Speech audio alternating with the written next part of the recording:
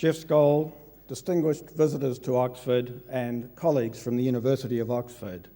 It's my great pleasure to welcome you all here this year to the 4th Annual Skoll Forum. One of the identifying characteristics of an entrepreneur, it's always seemed to me, is a willingness, a determination even, to look at issues from a variety of different angles. It's an approach that encourages innovation. If you can see all round the problem, you're that much more likely to come up with a creative solution. In other words, it's an approach that breeds innovation.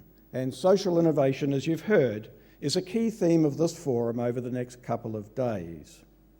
Well, it seems to me that if you want all the angles, you've certainly come to the right place. Because while the seats might be a bit hard and the access a bit challenging, the Sheldonian Theatre is pretty hard to beat when it comes to seeing things in the round, all 360 degrees of it. When the relatively young and then untried architect, indeed Don of the university, Christopher Wren, came up with the design in the 1660s, it must have been quite a statement by and to the university of that day.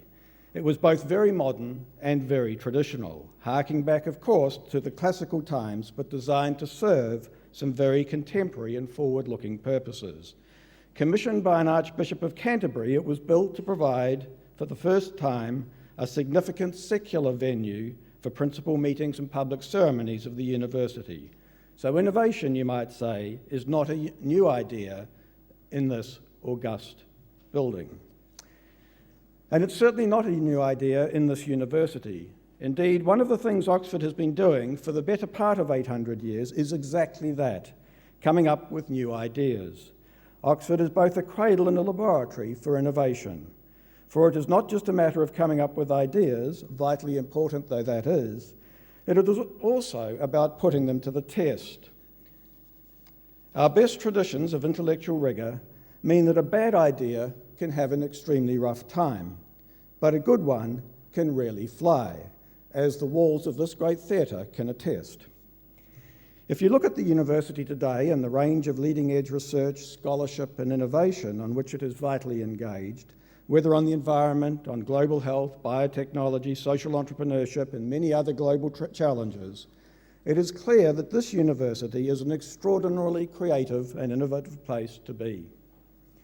And part of the reason why is that Oxford knows from long experience that intrinsic knowledge and instrumental knowledge can form a highly virtuous circle. What we learn for its own sake can also be used for the sake of others.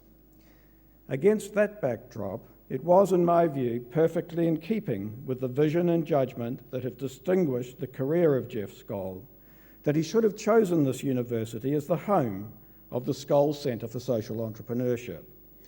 The rightness of that judgment seems to me to be reflected in the fact that in a very short period of time, the centre has become a much valued part of our scholarly community. Let me give you just a few quick examples. In just 3 years, the centre has built an academic curriculum and research program in social entrepreneurship that can claim to match anywhere in the world. It has published groundbreaking collections of scholarly papers that set fair to become a benchmark in the evolution of social entrepreneurship as a field of academic study. It has built an international academic network that spans North and South and is developing new scholarly collaborations in Latin America, China, India, and Africa. It is bringing the North American and European traditions of studying the social economy together for the first time in its research and in its events. It has raised significant funds and research grants for social entrepreneurship projects, and it has now educated 2 cohorts of Skoll MBA scholars and is currently working with the 3rd. It comes as little surprise then that this 4th annual Skoll World Forum in social entrepreneurship should be the biggest yet. And I certainly hope that the forum will not only be the biggest, but it will be the best. But that indeed, as Jeff has already pointed out, means the forum must ensure that it meets a very high benchmark indeed. I would observe that the growth in social entrepreneurship as both theory and practice has been truly remarkable over the course of the past decade. As with all creative concepts, this exponential growth brings with it challenges, including challenges of focus and definition. It is no coincidence that so much writing and thinking on social entrepreneurship is devoted to trying to describe just what it is and what it is not. Websites on the subject begin to resemble dictionaries. There is a sense, of course, in which capturing an exciting concept can be the first step along the road to killing it. It becomes starved of the creative air that it needs to breathe and prosper.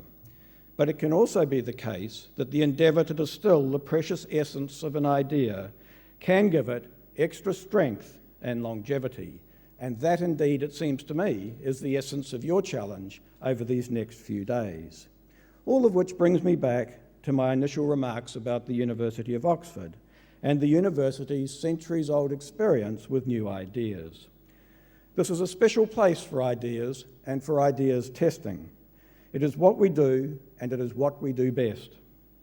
It is a key part of what will, I believe, help to secure this university's place as a preeminent centre of intellectual capital in the global knowledge economy of the 21st century. It is why, in my view, it makes sense for the Skoll Foundation to have invested here at Oxford, and why my colleagues and I are delighted that it has. It is finally why it gives me the greatest of pleasure to welcome you all this evening and to wish you an exciting, productive and energising forum full of innovation. Thank you and welcome.